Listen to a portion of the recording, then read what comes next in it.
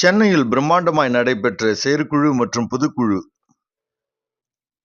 தமிழ்நாடு அரசு அலுவலக உதவியாளர்கள் மற்றும் அடிப்படை பணியாளர்கள் மாநில மைய சங்கம் சார்பில் மாநில செயற்குழு மற்றும் பொதுக்குழு கூட்டம் சென்னை எழும்பூரில் உள்ள பைஸ் மகாலில் தனியார் திருமண மண்டபத்தில் நடைபெற்றது. நிகழ்ச்சியின் தலைமை எஸ். மதுரம், மாநில தலைவர் முன்னிலை கே. கணேசன், அகில இந்திய தலைவர் வரவேற்புரை சோ. சங்கர், மாநில பொதுச் செயலாளர் ஆகியோர் தலைமையில் நடைபெற்றது. கூட்டத்தில் மாநில நிர்வாகிகள், மாநில செயற்குழு உறுப்பினர்கள், மாவட்ட நிர்வாகிகள் பெருந்திரளாய் கலந்து கொண்டனர். கூட்டத்தில் முக்கிய தீர்மானங்கள் நிறைவேற்றப்பட்டன. மாலை 6 மணிக்கு அரசு ஊழியர்கள் 4ஆம் பிரிவு சம்மேளனத்தின் அகில இந்திய தலைவர் முனைவர் கே. கணேசன், அவரது துணைவியார் வழக்கறிஞர் ஜி. மாலதி ஆகியோரின் 60ஆம் ஆண்டு மணிவிழா நிகழ்ச்சி நடைபெற்றது. இந்நிகழ்ச்சியில் அகில இந்திய தலைவர்கள், பொறுப்பாளர்கள் கலந்து கொண்டனர்.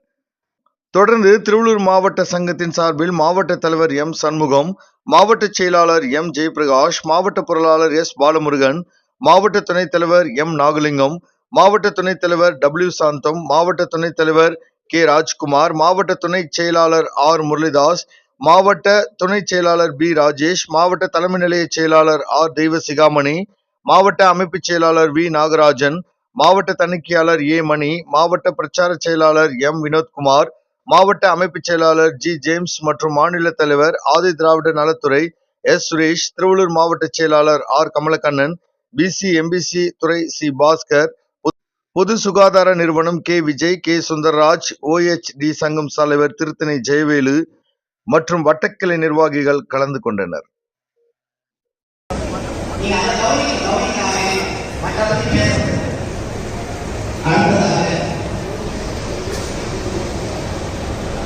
முதலாவதாக மதுரை மாவட்ட தலைவர் கோரிக்கைகள், நம்முடைய கோரிக்கைகளை மாநில ஏதாவது கோரிக்கை வச்சிருந்தீங்கன்னா அதை கொடுக்கணும்னு சொல்லியிருக்காரு. 3ஆவது வழக்கணும்னு சொல்லியிருக்காரு.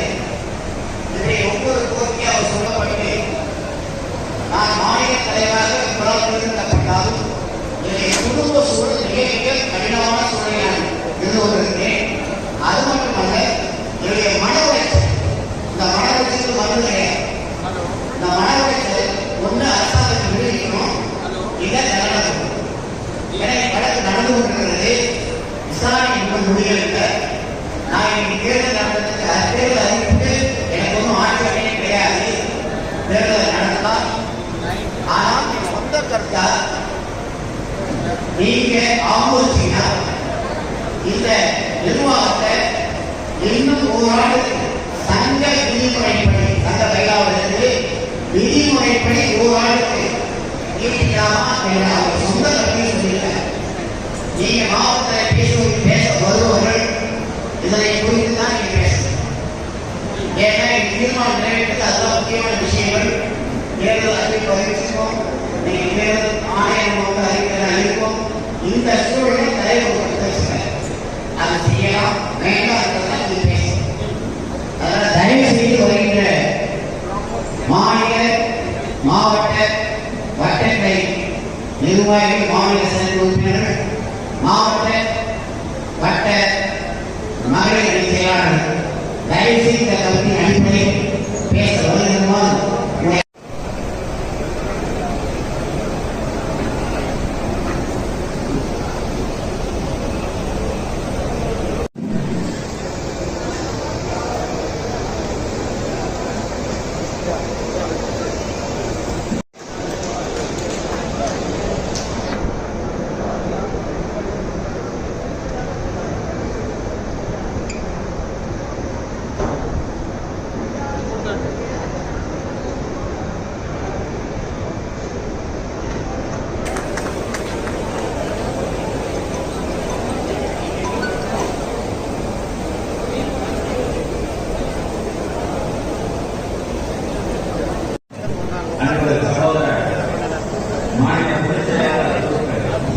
தலைவர்களே, செயற்குழு உறுப்பினர்களே, புகழ்பெற்ற பேரோடு வீதியில் அமைந்திருக்கிறது.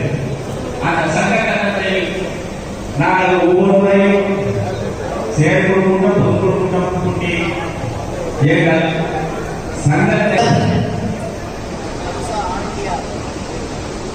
சங்கத்திற்கு ஒரு நல்ல ஒடிசா இந்த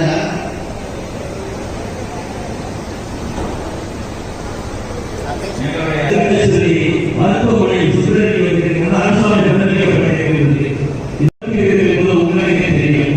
அரசு பணியிடங்களுக்கு 350 ரூபாய் வசூல் செய்கிறார்கள். அரசாங்கம் செய்கிறது என்று சொன்னால் இது மிகவும் மிகவும் அரசாங்கத்திற்கு லாபமாக இருந்தாலும் சரி, மருத்துவர்கள் எல்லாம் பல்வேறு அறிக்கைகளை கொடுத்துக் கொண்டுதான் இருக்கிறார்கள்.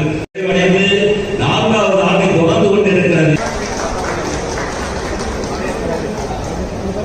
பொது செயலாளர்களே மற்றும் மாநில நிர்வாகிகளே, இந்த பொதுக்குழு செயற்குழு கூட்டத்திற்கு அனைத்து மாவட்டங்களிலிருந்து வருகை தந்துள்ள மாவட்ட நிர்வாகிகளே, மாநில செயற்குழு உறுப்பினர்களே, மாவட்ட தலைவர்களே, இணைப்பு சங்க நிர்வாகிகளே, உங்கள் அனைவரையும் திருவள்ளூர் மாவட்ட சங்கத்தின் சார்பிலும் மாநில சங்கத்தின் சார்பிலும் வரவேற்று மாவட்ட தலைவர் பாலகிருஷ்ணன் அவர்கள் தங்கள் கருத்தை பதிவு செய்வார். உங்கள் அன்புடன் அழைக்கின்றோம். பாலகிருஷ்ணன். அடுத்தது கிருஷ்ணகிரி, தேனி, சேலம்.